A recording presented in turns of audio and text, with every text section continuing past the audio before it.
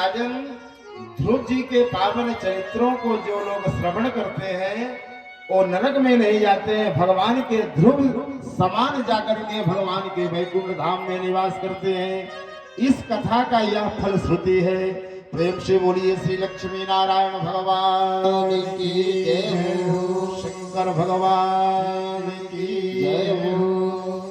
धीरे धीरे कथा श्री सुखदेव भगवान राजा परीक्षित को सुनाते हुए नरकों का वर्णन करते हैं।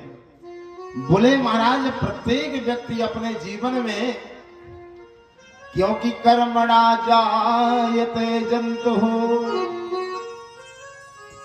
कर्मणा जायते जंतु कर्मणैव विलीयते, सुखम दुखम भयम क्षेमम कर्मणैवा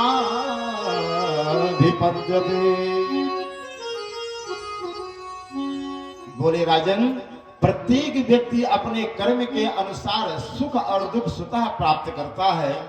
इस संसार सागर में बोले प्रत्येक व्यक्ति के जीवन में नरकों का वर्णन सुना रहे थे सुखदेव भगवान राजा परीक्षित को। बोले महाराज, परीक्षित जी प्रश्न किए, महाराज ये नरक क्या है?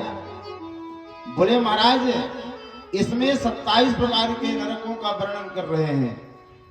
बोले महाराज, पहला नरक का नाम है तमिश्र नामक नरक, जो पराया धन पराया आदि धन आदि चुराने वाले जो होते हैं उनको तामिश्र नामक नरक में यमराज ले जाकर के गिरा देते हैं।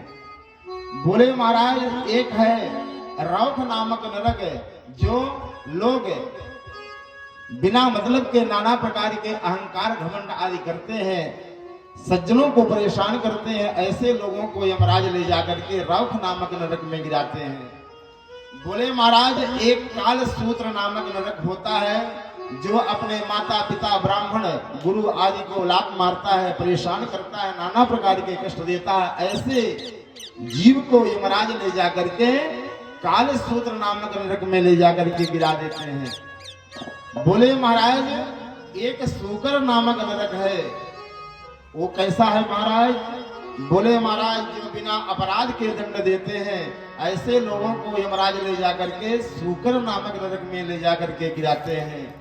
बोले महाराज, एक वैतरणी पुयोद नामक नरक है, जो पशुओं को गौओं को लज्जाहीन उनको वध आदि करते हैं, ऐसे जीव को यमराज ले जाकर के पुयोद नामक नरक में ले जाकर के गिरा देते हैं। बड़े भयंकर भयंकर नरकों का वर्णन श्री सुखदेव भगवान राजा परीक्षित को सुना ही रहे थे। राजा परीक्षित कांपने लगे। बोले महाराज, बंद करो, ये नरक है, ये तो सुनने में इतना डर लगता है, तो ये देखने में कैसा होगा? सुखदेव भगवान मुस्कुरा करके बोले, राजन, ये जो नरक बनाए गए हैं, ये जो नरक बनाए गए हैं महाराज, बोले जीवात्माओं को सुधारने के लिए बनाए गए हैं, मनुष्य जीवों को उद्धार करने के लिए बनाए गए हैं। परीक्षित जी महाराज बोले, महाराज, इसमें जीव का क्या हित है? बोले देखो, बोले महाराज, जिस प्रकार से व्यक्ति अपने कपड़े को जब धुलता नहीं है, जब साफ नहीं करता है, तो कपड़ा कैसा हो जाता है? जब मनुष्य अपने कपड़े को धुलता नहीं है 2 दिन 4 दिन 6 दिन 10 दिन, तो कपड़ा कैसा हो जाता है? गंदा हो जाता है। जब गंदा हो जाता है तो फिर उस कपड़े को कहां भेजा जाता है? धोबी घाट। बोले, जब कपड़े को धोबी घाट भेजा जाता है तो फिर उस कपड़े की मरम्मत कैसी होती है, कपड़ा ही जानेगा या कि फिर धोबी मामा जानेंगे? बोले उसी प्रकार से जब मनुष्य अपने हाथ से कपड़ा नहीं धुलता है, तब फिर उस कपड़े को, उस शरीर रूपी कपड़े को यमराज ले जाकर के फिर वही धोबी घाट यमराज ले जाकर के नरकों में ले जाकर के फिर धुलते हैं। परीक्षित जी महाराज बोले, महाराज, कोई ऐसी सुंदर साबुन बता दीजिए, ऐसा कोई सर्फ एक्सेल आदि बता दीजिए, जो हम अपने हाथ से ही धुल लें, नरक में न जाना पड़े।